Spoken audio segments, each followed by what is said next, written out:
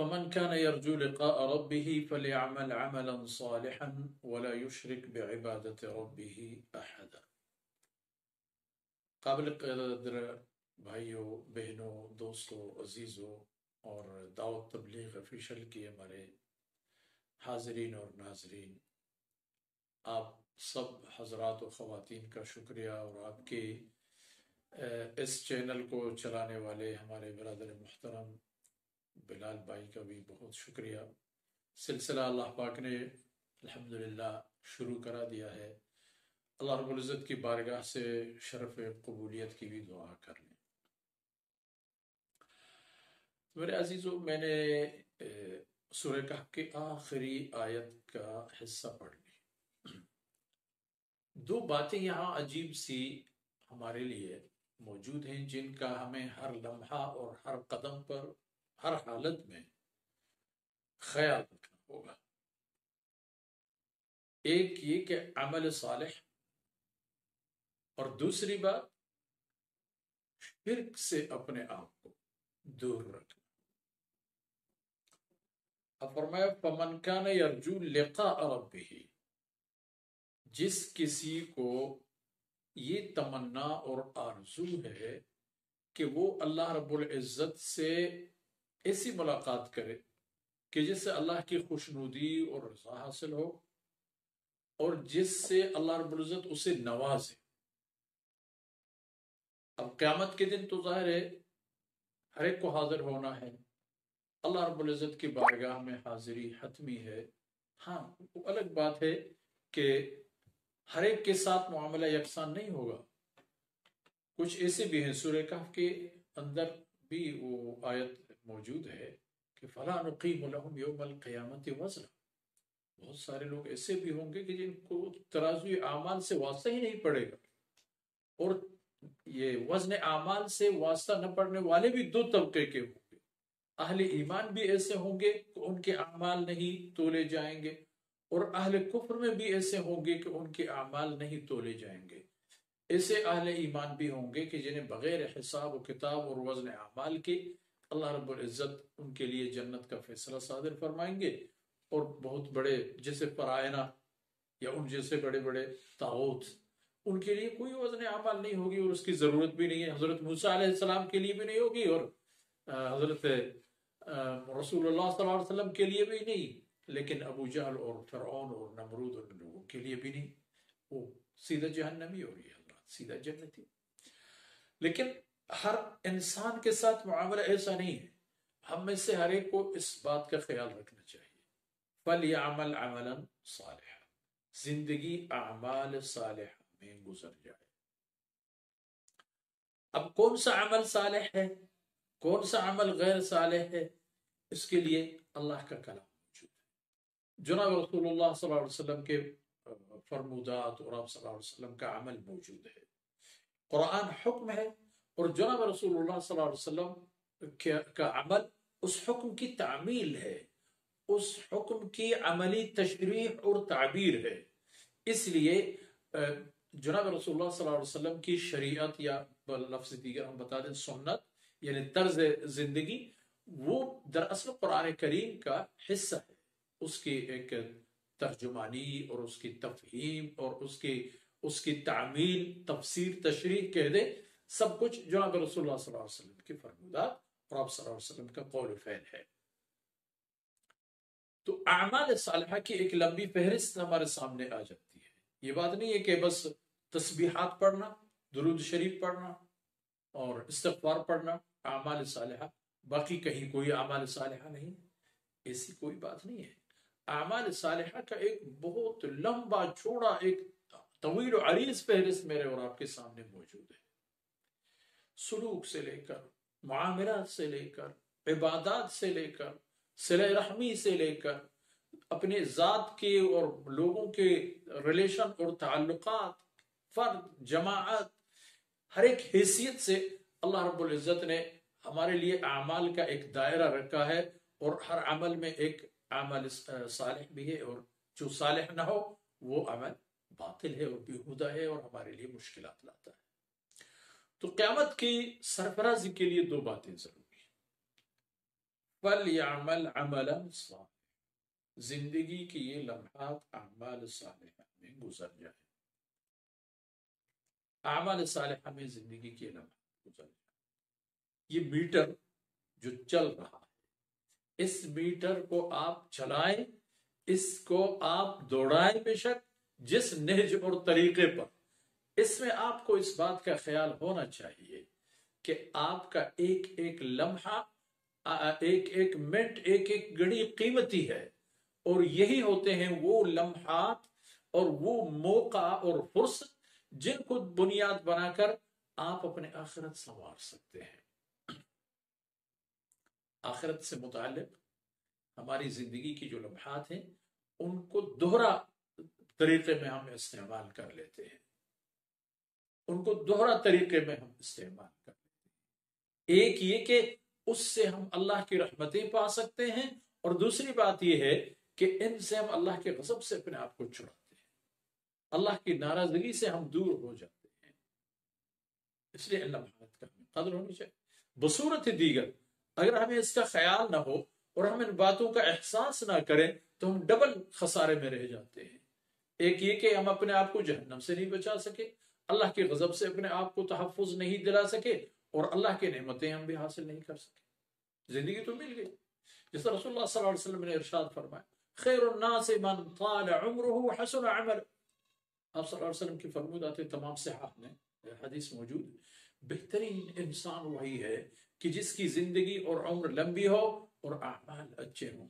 لیکن اس کے ساتھ ساتھ یہ بھی مفہوم موجود ہے، بدترین انسان وہ ہے جس نے زندگی تو بہت لمبی پائی لیکن اعمال بھی بہت برے پائے۔ تو خسارہ در خسارہ، خسارہ در خسارہ۔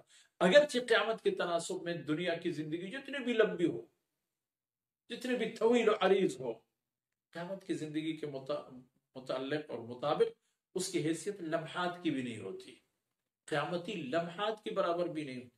قال یوما او بعد یوم، جواب میں ایک دوسرے سے جب پوچھیں گے کہ دنیا میں ہماری زندگی کتنی لمبی تھی، تو جواب آئے گا ایک دن یا ایک دن کا کچھ حصہ، بعض یوم، یہ نہیں کہ نصف دن، دن کا آدھا حصہ نہیں، دن کا کچھ حصہ۔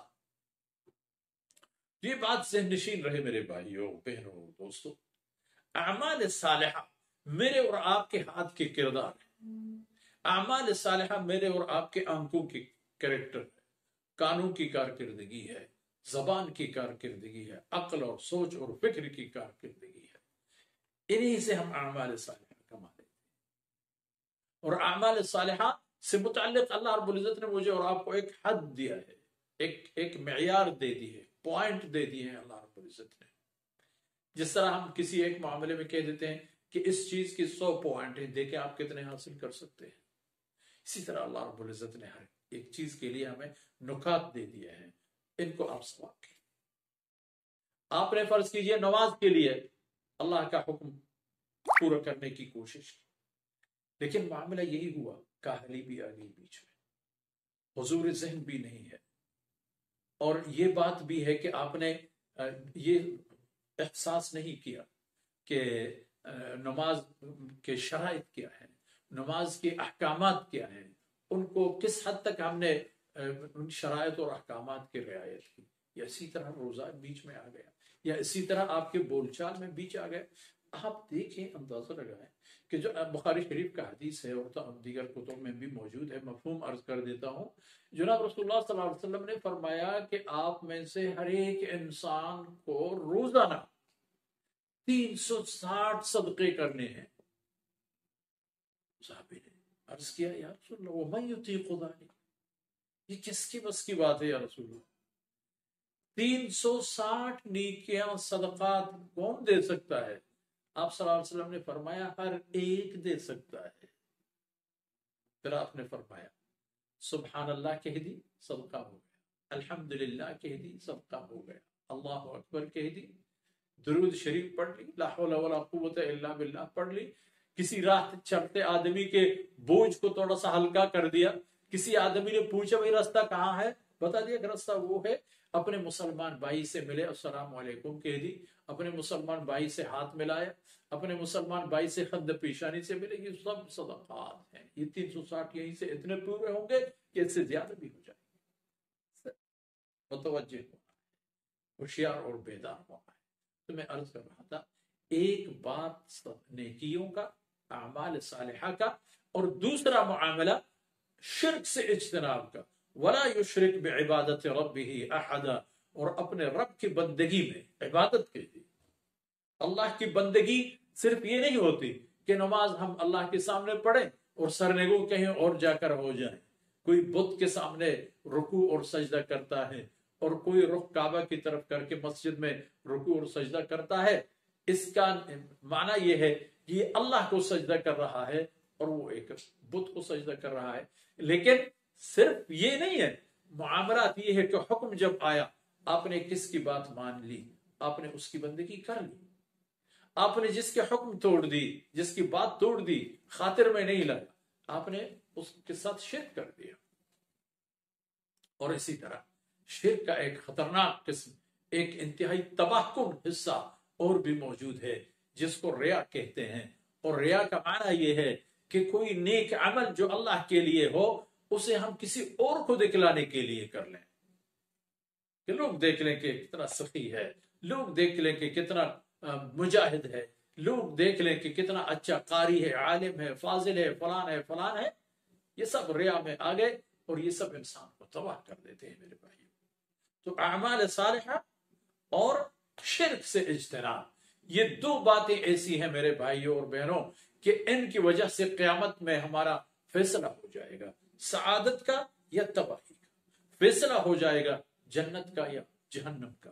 جس کسی کو اگر یہ چاہیے کہ وہ اللہ رب العزت کی رحمتیں پائے، تو اس کو چاہیے کہ اللہ کی بندگی کرے ان طریقوں کے مطابق جو اللہ نے اپنے انبیاء علیہ السلام کے وساطت سے بیچ کر ارسال فرما کر جناب محمد رسول اللہ صلی اللہ علیہ وسلم پر ان کی تکمیل فرما دی۔ گویا کہ آپ کے کلمہ اسلام میں تورات، انجیل، زبور، آسمانی جتنے بھی کتب سابقہ ہیں سب موجود ہیں۔ لیکن اگر کوئی سمجھتا ہے کہ قرآن کے بغیر وہ تورات کو چلا رہا ہے، تورات پر اس کا ایمان ہے یا زبور اور انجیل پر اس کا ایمان ہے، اللہ کو یہ ایمان قبول نہیں ہے۔ ان سب کی تکمیل اور ان سب کا خلاصہ اللہ کے کلام میں موجود ہے۔ تو اللہ کی بندگی کرنی چاہیے ان شرائط کے مطابق جو اللہ نے نازل فرما دیے، ان طریقوں کے مطابق جو جناب محمد رسول اللہ صلی اللہ علیہ وسلم نے فرما دیے اور کر کے دکھا دیے، اور حضرات صحابہ کرام رضوان اللہ علیہم اجمعین نے ان کو اپنے خون جگر سے آبیاری کر دی، اور امت کے صلحاء اور سلف صالحین نے ان کو محفوظ فرمایا، ان کو نسل بعد نسل ایک دوسرے کے سامنے منتقل فرماتے رہے، اور اللہ پاک نے اس دولت سے ہمیں بھی مالا مال فرمایا۔ تو ہمیں بھی یہ نعمت آگے بڑھانا ہے اس احساس کے ساتھ کہ یہ دو بیماریاں ہم سے بہت دور ہو جائیں اور ہمیں اللہ ان کے قریب بھی جانے نہ دے، پھر آخرت کی زندگی ہمارے لیے بابرکت ہوگی۔ ورنہ اگر قیامت کے دن جن کے لیے جنت نہ ہو تو ان کے لیے جہنم لازمی ہے۔ اللہ تعالیٰ مجھے اور آپ کو عمل کی توفیق سے نوازے، کمی کوتاہیاں معاف فرمائے، اور ہمیں یہ قابل بنا دے کہ ہم قیامت کے دن ان لوگوں میں حساب ہوں جو اللہ کے ہاں سرفراز ہو جائیں گے۔ وصلی اللہ علی نبینا محمد وعلی آلہ وصحبہ